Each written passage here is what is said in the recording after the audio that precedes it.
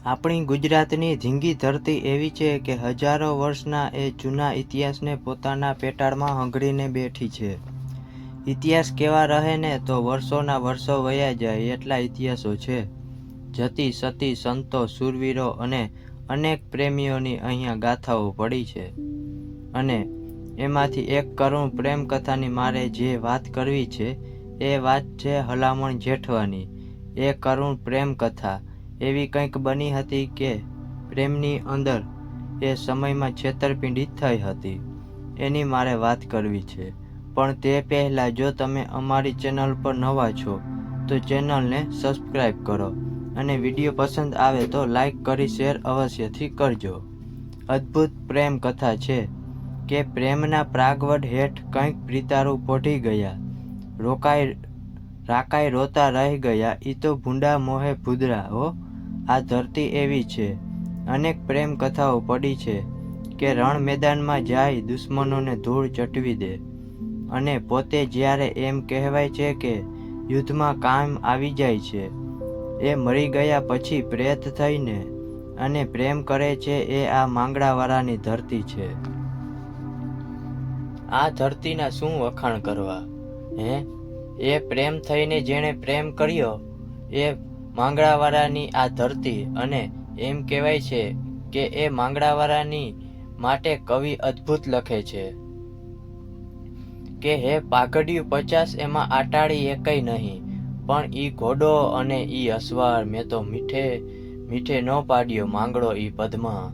જે ઈ માંગડાના પ્રેમમાં કેટલી ઘેલી થઈ હશે કે પાઘડીઓ 50 આલી આવતી હોય, 50 માણસો આલિયા આવતા હોય, એમાંથી માંગડાવાળાની પાઘડીને ઓળખી જાય.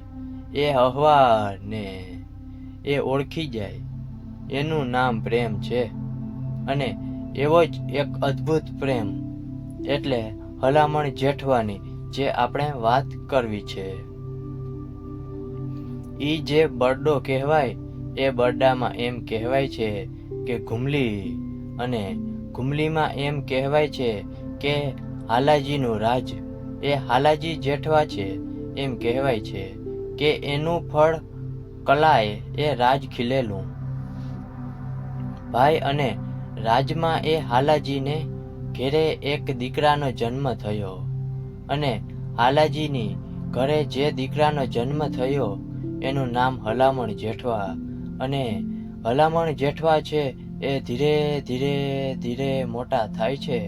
પણ હજી તો યુવાનીએ આવે ન આવે એ પહેલા પોતાના બાપ હાલાજી જેઠવાનું અવસાન થાય છે. એ અવસાન થયા પછી હલામણ જેઠવો છે એ નોંધારો થઈ ગયો, બાપ વગરનો થઈ ગયો. અને બાપની ગાદી રાજગાદી જે છે એ તો દીકરાને જ મળે. પણ અહીં કંઈક અવળું બની ગયું. શું બન્યું? અહીંયા કપટ હાલ્યો કે જે હાલાજીના ભાઈ જે સિયાજી જેઠવા હતા ને એને આ ગાદી સંભાળી લીધી અને પોતાના ભત્રીજાને આ ગાદી ન આપી. હલામણ જેઠવાને ગાદી ન આપી. એ હલામણ જેઠવાને ગાદી ન આપી. કપટ કરી અને હલામણ જેઠવાની ગાદી છે ને એ ગાદીએ હલામણ જેઠવાના કાકા એટલે કે હાલાજી જેઠવાના ભાઈ સિયાજી જેઠવા છે એ આ ગાદી ઉપર બેસી ગયા. અને ધીરે ધીરે ધીરું ધીરું આ રજવાડું હાલતું જાય છે. અને સમય જતા ભલામણ જેઠવો છે એ તો એટલો ડાયો છોકરો કે પોતાના કાકા જેમ કે એમ કરે. એમ કરતા કરતા સમય જતા એટલું એનામાં જ્ઞાન આવ્યું ભલામણ જેઠવાની અંદર કે પોતે એક જાતનો કવિ બની ગયો. એક કવિ હૃદય બની ગયું. કવિતાઓ મંડે લખવા, સારી સારી રચનાઓ કરે. એ હલામણ જેઠવો બરાબર આમ યુવાની આવ્યો છે ભાઈ. એને હવે જે મારે વાત કરવી છે એ વાતની શરૂઆત જાય છે કે જે બરડામાં મોરાણા ગામ ત્યાંના જે રાજવી છે મુળુ રાઠિયા એ મુરુ રાઠિયાનું એમ કહેવાય છે કે રાજ, અને એને ઘરે એક યુવાન દીકરી, અને ઈ પણ કવિ હૃદયની. એ પણ કવિતાઓ લખે અને એવી અદ્ભુત રચનાઓ કરે, અને એનું નામ સોન હતું, અને સોન કુમારી છે. એ અદ્ભુત રચનાઓ કરે પણ યુવાન થઈ. એટલે મુરુ રાઠિયા છે એને ચિંતા થાય છે કે હવે દીકરી યુવાન થઈ છે, હવે આને લગ્ન કરાવી દઈએ. અને દીકરાને બોલાવીને કીધું કે બેટા, તું યુવાન થઈ, હવે તને મારા સાસરે મોકલવી દેવી અમારી ફરજ છે. અમારી માથેથી બોજ વયો જાય બેટા, અમારે તારા લગ્ન કરાવવા છે. અને એ વખતે એ દીકરી છે એટલું બોલે છે કે હે બાપુ, આપની વાત બધી બરાબર છે, અને દીકરીની પણ ફરજ છે કે બાપની આજ્ઞાનું પાલન કરે. અને હું યુવાન થઈ છું, અને આપને એક પરણવાના કોડ છે, એ જરૂરથી પૂરા કરજો. પણ બાપુ, મારી એક વાત માન્ય રાખજો. આ વાત સોન જે કુમારી છે એ સોન પોતાના બાપને મુરુ રાઠિયાને એમ કહે છે કે બાપુ, મારી એક વાત માન્ય રાખજો, હું લગ્ન કરવા માટે તૈયાર છું. કે બેટા, તું કે એ વાત તારી હું માન્ય રાખું? કે બાપુ, હું તો કવિ હૃદયનો છું, મારામાં તો કવિતાઓ અદ્ભુત ભરી છે, રચના ભરી છે. તો મને મારા મનને ભાવે, મને ગમે એવો એક પતિ ગોતજો કે જે મારી વાતને સમજી શકે. કે કાંઈ વાંધો નહીં બેટા, તો આપણે તારી વાતને સમજી શકે, અને જેનું હૃદય કવિ હૃદય હોય એવો તારા માટે મૂર્તિઓ ગોતશું. અને ત્યારે સોન એમ કહે છે કે હે બાપુ, તમે એમ કહો છો કે એવો મૃત્યુ ગોતશો, તો એ ખબર કેવી રીતે પડશે કે આ કવિ હૃદયનો છે, આ મારી વાત સમજી શકે છે. અને ત્યારે એમ કહેવાય છે ને કે મહારાજ મુરુ રાઠિયા છે ને એ એમ કહે છે કે હે બેટા, હું બારોટજીને ગામડે ગામડે રજવાડે મોકલીશ અને પૂછડાવીશ કે કોઈ કવિ હૃદયનો માણસ મળી જાય. અને ત્યારે સોન એમ કહે છે કે બાપુ, બારોટજીને તો તમે રજવાડે મોકલવાના હો ને, તો હું એક કાગળમાં એક જે પાત પૂરતી કહેવાય છે ને કે જે અધૂરી વાત લખવામાં આવે, અને સામેના વ્યક્તિને એને એ વાત પૂરી કરી અને એનો અર્થ સમજાવવો પડે, એને પાત પૂરતી કહેવાય. અને એના બાપાને આ સોન છે એમ કહે છે કે હું એક એવો દુહો લખી દઉં, એક રચના લખી દઉં કે એ રચના સામેનો વ્યક્તિ જે કવિ હૃદયનો હોય એ રચના પૂરી પાડે, અને એનો અર્થ લખે તો મને એમ લાગશે કે નહીં, આનામાં કંઈક તો છે, તો એ મારા હૃદયને સમજી શકશે, મને સમજી શકશે, અને હું એને સમજી શકીશ. આ જે પાઠ પૂર્તિ છે, જે પૂરી કરી શકે, એનો જે જવાબ દઈ શકે એવા મૂર્તિયા સાથે હું લગ્ન કરીશ. અને ત્યારે મહારાજાએ કીધું, કાંઈ વાંધો નહીં બેટા, સોન તું લખી દે, અને જે એને પૂરું કરશે એની સાથે જ અમે તને પરણાવીશું. કે કાંઈ વાંધો નહીં બાપ, હું લખી દઉં. અને પછી એમ કહેવાય છે ને કે અધૂરું વાક્ય સોન કુમારી છે એ લખે છે, અને એમાં એવું લખ્યું કે ઘણવી ઘડિયા જોને એરણ આંભળ્યા નહીં, આવું લખ્યું ભાઈ, ઘણવીણ ઘડીએ જેને એરણ આંભળ્યા નહીં, આવું અધૂરું લખી અને પોતાના બાપને સોંપી દીધું.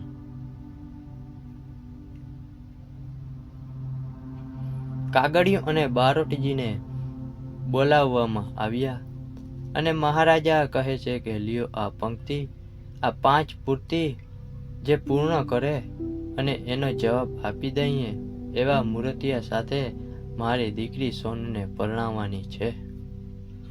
રજવાડે જાઉં, કોઈ કવિ હૃદય મળી જાય, આનો જવાબ મળી જાય તો મારી દીકરીને હું પરણાવી દઉં. એના હાથ પીળા કરી દઉં, કાંઈ વાંધો નહીં.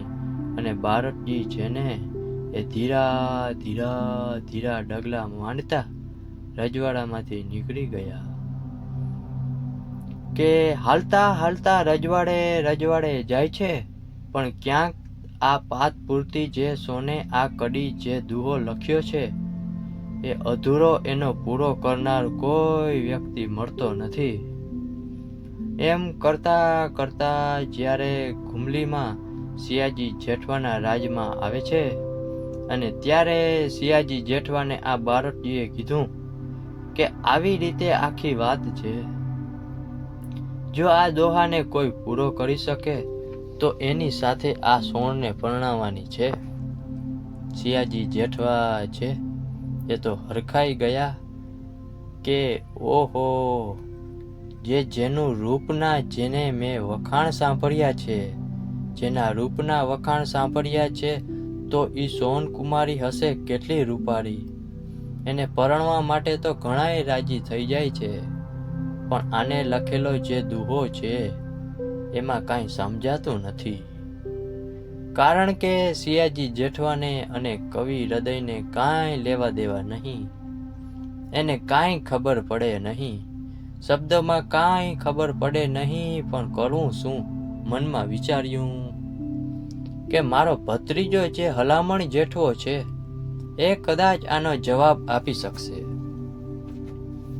આ તો કવિતાનો રચયિતા છે, કવિતાઓ લખી શકે છે, કવિ હૃદય છે, એટલે આનો જવાબ કદાચ ભલામણ જેઠવો આપી શકે.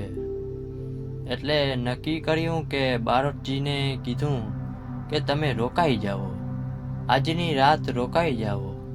સવારમાં તમને આ અધૂરો જે દુહો છે, આ પાત પૂરતી છે, એનો જવાબ મળી જશે. બારટજી તો રોકાઈ ગયા અને રાત્રિના સમયે પોતાનો ભત્રીજો સિયાજી જેઠવો, ભત્રીજો એટલે હલામણ જેઠવો, એ હલામણ જેઠવાને બોલાવવામાં આવ્યો. કે કહ્યું ભાઈ, અને હલામણ જેઠવાને બોલાવીને કીધું કે લે આ પાત પૂરતી છે, આજે દુહો લખ્યો છે એ પૂરો કરી શકીશ? અને હલામણ જેઠવો ખડ ખડ ખડ દાંત કાઢવા લાગ્યો. કાકા, આમાં ક્યાં કાંઈ અધૂરું છે? હે, કે આમાં ક્યાં કાંઈ અધૂરું છે? હમણાં હું આ દુહાને પૂરો કરી દઉં, અને પછી હલામણ જેઠવો છે ને એ દુહો પૂરો કરે છે. કે ઘણીએ ઘડિયા એરણ આંભણ્યા નહીં, એ સર્વડા સર્વરા સ્વાતિ, તણા મરે તે મોતી નીપજે.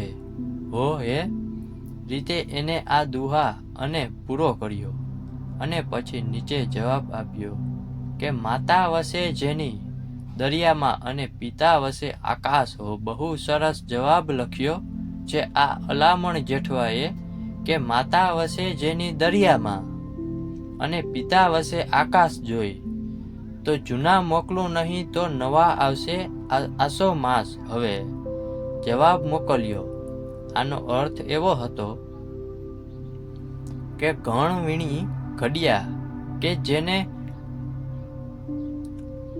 ધણની વગર ઘડવામાં આવ્યું છે, અને એરણ જેને અડી નથી એવી વસ્તુ કઈ છે. એટલે કે એમ કહેવાય છે કે એનો જવાબ એવો હતો કે જેની માતા છે એ દરિયામાં છે અને પિતા છે એ આકાશમાં છે.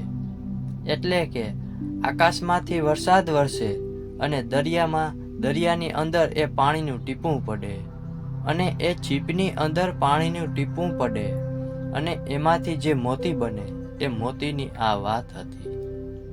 અને ત્યારે એ હલામણ જેઠવાએ એનો જવાબ આપ્યો કે જોઈએ તો જૂના મોકલાવું, જૂના મોતી પડ્યા છે, નહીં તો નવા આવશે આસો માસે. એ આહો મહિનામાં એ મોતી નીપજે. આ જવાબ છે એ ભાઈ લખી દીધો, અને નીચે સિયાજી જેઠવાએ પોતાની સહી કરી. સાંભળજો, અહીંયા છેતરપિંડી થાય છે કે જે જવાબ કોણે લખ્યો છે? હલામણ જેઠવાએ લખ્યો છે, અને નીચે સહી કરી એ સિયાજી જેઠવાએ કરી ભાઈ. અને સિયાજી જેઠવાએ બારોટજીને એવું કીધું કે આ મેં જવાબ આપ્યો છે એમ કહી અને બારોટજીને શીખ આપી અને બીજે દી હવારમાં મોકલી દીધા. અને જ્યારે બારોટજી રાજમાં આવે છે અને સમાચાર આપે છે કે ગુમલીના મહારાજા સિયાજી જેઠવાએ આનો જવાબ આપ્યો છે અને તમારી દીકરી માટે આ મૂર્તિઓ મળી ગયો છે. અને પછી એ જવાબ જ્યારે સોન વાસે છે ત્યારે પોતાને પણ આનંદ થાય છે કે મને સમજે એવો કોઈ વ્યક્તિ મને મળી ગયો છે. સિયાજી જેઠવો મળી ગયો છે. અને પછી વિચાર આવ્યો કે એકવાર હું એ રજવાડામાં આંટો મારી આવું. મારે એકવાર એમ કહેવાય છે ને કે ગુમલીના મહારાજા સિયાજી જેઠવાને મળવું તો છે.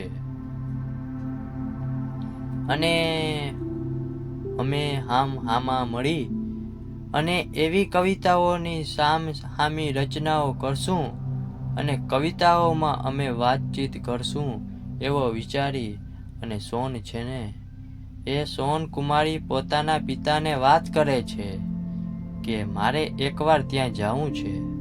અને પોતાના પિતા રજા આપે છે. મુરુ રાઠિયાજી કીધું કે કાંઈ વાંધો નહીં, આપણો રસાળો લઈ અને જાઓ અને ગુમલીના પાદરમાં પડાવ નાખજો. ત્યાં તંબુ તાણીને રહેજો અને તમારે જેટલો સમય ત્યાં વિતાવવો હોય ત્યાં વિતાવી અને વેલાહર પાછા આવજો. અને પછી આપણે તમારા લગ્નની તૈયારી કરવી છે. કે કાંઈ વાંધો ને બાપુજી.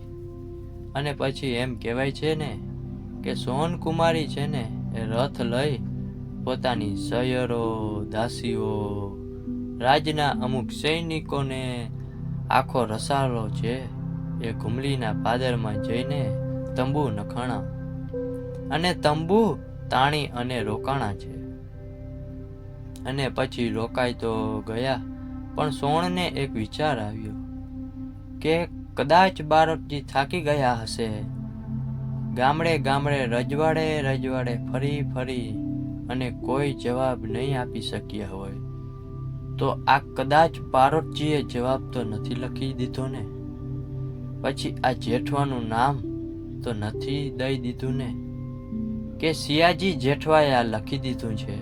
એટલે શંકા પડે છે કે આ સિયાજી જેઠવાએ ન લખ્યું હોય અને કદાચ બારોટજીએ લખી દીધું હોય તો. એટલે એકવાર સિયાજી જેઠવાની પરીક્ષા તો કરવી પડશે. એટલે પોતે એમ કહેવાય છે કે દાસીને કહે છે કે હું તને આ કાગળમાં દુહો લખી દઉં છું અને એને કહેજો કે જે આમાં લખ્યું છે એ વસ્તુ સોન કુમારીએ મંગાવી છે. તમે એ વસ્તુ આપજો. એવી રીતે દુહો લખ્યો અને દાસી છે એ રાજમાં જાય છે. અને રાજમાં જઈ અને સિયાજી જેઠવાને કીધું કે લ્યો આ સોન કુમારીએ લખાણ મોકલ્યું છે અને આ વસ્તુ તમારે ત્યાં પોગાડવાની છે. અને જ્યારે સિયાજી જેઠવા બેઠવા જોવે છે ત્યારે એને પોતાને તો કાંઈ સમજણ પડતી નથી કે આમાં શું લખ્યું છે. પણ વિચાર કર્યો કે આ અત્યારે દાસીને મોકલી દઉં અને પછી કંઈક ભલામણને બોલાવીને આનો હલ કાઢું. પછી દાસીને કીધું કે જાવો, તમારે જે વસ્તુ જોઈ છે એ પહોંચી જશે સાંજ સુધીમાં, કે કાંઈ વાંધો નહીં. દાસી તો નીકળી ગઈ. અને પછી સિયાજી જેઠવા છે ને એ પોતાના ભત્રીજા હલામણ જેઠવાને બોલાવીને કહે છે કે લે ભાઈ, આમાં તને કાંઈ સમજાય છે? આ શું વસ્તુ મંગાવી છે એમ. અને ત્યારે ભલામણ જેઠવો છે એ આ દુહાને વાંચે છે. શું લખેલું હતું કે માથું વાઢે ન મરે અને આંખ ફોડે જીવ જાય. હો, માથું વાઢે ન મરે અને આંખ વાઢે જીવ જાય કે એવી વસ્તુ અમને આપો કે જેનું માથું વાઢી નાખો તો એ મરે નહીં, પણ એની આંખ ફોડે ને તો મરી જાય. એવી વસ્તુ મારે જોઈએ છે. આ સોનકુમારીએ એટલા માટે મોકલ્યું કે આ સિયાજી જેઠવાએ લખેલ છે ને, આ જવાબ ભારતજીએ તો નથી લખી નાખ્યો ને, એટલા માટે પરીક્ષા કરવા માટે આ દુહો લખીને મોકલેલો કે આ વસ્તુ મારે જોઈએ છે. અને ત્યારે ભલામણ જેઠવાએ કીધું, કાકા આમાં એવું લખ્યું છે કે માથું વાઢે ન મરે અને આંખ ફોડે જીવ જાય. તો આ એ વસ્તુ છે કે જેનું તમે માથું વાઢી નાખો તો મરે નહીં, પણ આંખ ફોડી નાખો તો મરી જાય. ત્યારે શિવાજી જેઠવા કહે છે કે એવું તો બને જ નહીં. માથું જેનું વઢાઈ જાય અને મરી જ જાય. અને ત્યારે હલામણ જેઠો દાંત કાઢતો કાઢતો એમ કહે છે કે કાકા આ જે વસ્તુ છે ને એ શેરડી છે. તમે શેરડી મોકલી દો, કે શેરડીનો ભારો મોકલાવી દો. કે ઈ કઈ રીતે? કે શેરડીનું ઉપરનું માથું હોય છે ને પાંદડા વાળું, એ પાંદડું કાપી નાખો ને તો શેરડીને કાંઈ થતું નથી, એ મરે નહીં. પણ શેરડીની અંદર એક એક કાતરી, એ જે આંખ હોય છે શેરડીમાં, એ આંખ જો તમે તોડી નાખો ને તો એ શેરડી મરી ગઈ કહેવાય. કારણ કે એને વાવો તો પછી ઉગે નહીં. એની જે આંખ હોય છે એ વાવવામાં આવે છે. શેરડીના કાતરાની સાથે આંખ હોય ને એ વાવો તો જ ઉગે. બાકી આંખ કાઢી લ્યો, એ આંખ ફોડી નાખ્યા પછી તમે વાવો તો શેરડી ઉગે નહીં. એ તો મરી ગઈ ગણાય. એટલે એને શેરડી માંગી છે. અને પછી શેરડીનો ભારો ત્યાં પહોંચી ગયો. અને એમ કહેવાય છે ને કે સોનકુમારી છે એનું હૃદય છે એ ગજ ગજ ફૂલવા મળ્યું છે કે વાહ જેઠવા, વાહ સિયાજી, તમે જવાબ મોકલાવ્યો. હવે મને ખાતરી થઈ ગઈ છે કે આ તમે જ લખ્યું છે, તમે જ આ જવાબ આપો છો. અને હવે બીજી વાર ચિઠ્ઠી મોકલાવે છે કે હું તમારી સાથે પરણવા માટે તૈયાર છું. એટલે હવે મંડો તૈયારી કરવા અને અમે અહીંથી જવાની રજા આપો. અને એ સિયાજીએ જ્યારે સંદેશો વાંચ્યો ત્યારે સિયાજીએ સામો સંદેશો લખી અને મોકલ્યો કે થોડો સમય રોકાવ અને પછી મારે તમને જે ભેટ આપવી છે એ ભેટ હું તમને આપી દઉં. પછી તમે જરૂરથી રજા લેજો અને પછી આપણે આપણા લગ્નની તૈયારી કરીશું. આવો સંદેશો મોકલાઈ ગયા. અને એમ કહેવાય છે ને કે જે જગ્યાએ પડાવ નાખ્યા છે ત્યાં તંબુ તણાયા છે, ત્યાં રોકાઈ જાય છે સોનકુમારી. અને એનું જે આખો રસાલો છે એ રોકાઈ ગયો અને એમાં એ રોકાણા છે. મિત્રો, આગળનો ભાગ આપણે જોતા રહેશું. ત્યાં સુધી જોડાયેલા રહો અમારી સાથે.